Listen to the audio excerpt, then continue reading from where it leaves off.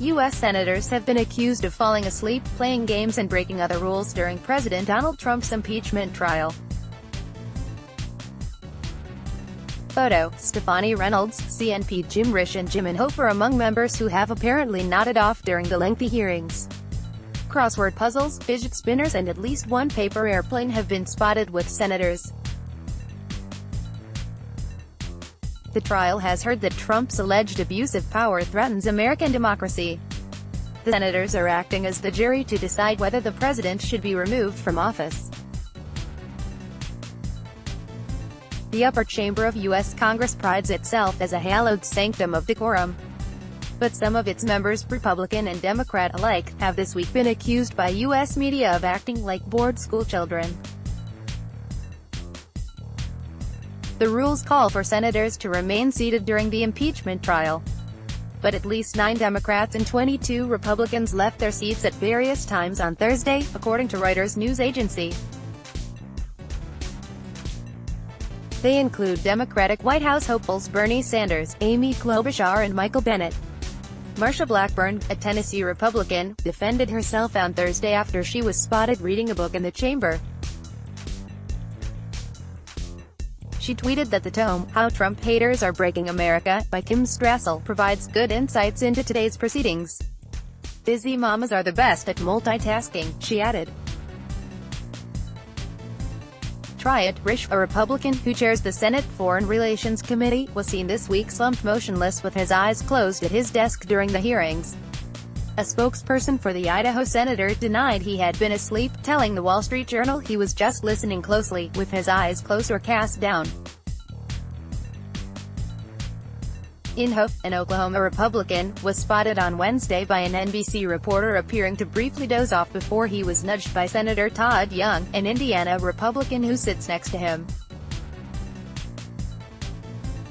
Mark Warner, a Virginia Democrat, was observed leaning on his right arm with his hand covering his eyes for 20 minutes.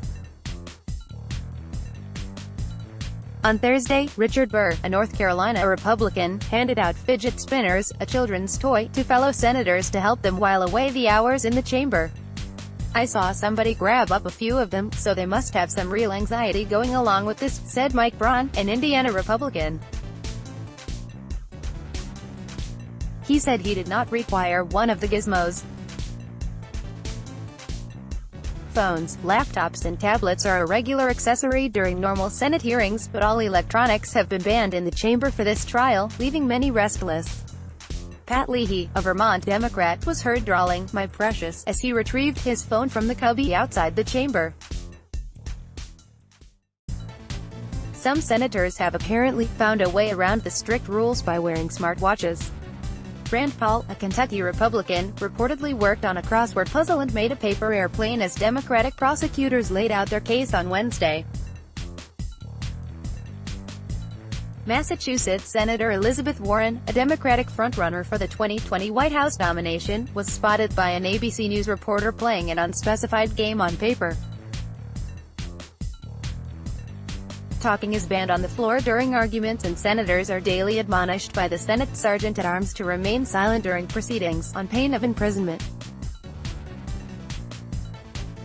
But on Wednesday, 2 Republicans, Tim Scott of South Carolina and Ben Sasse of Nebraska, threw caution to the wind and began whispering after hours of passing notes to each other.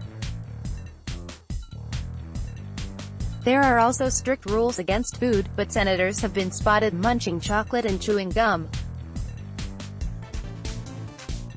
Press access to the chamber has been heavily restricted during the Senate trial, meaning there are fewer cameras to catch senators' unguarded moments. Other senators have appeared to pay close attention to the trial, with some diligently taking notes. Marco Rubio, a Florida Republican, was observed scribbling away with what appeared to be a quill pen. Trump is only the 3rd president ever to be impeached, but he is unlikely to be convicted in a chamber that is controlled by his fellow Republicans.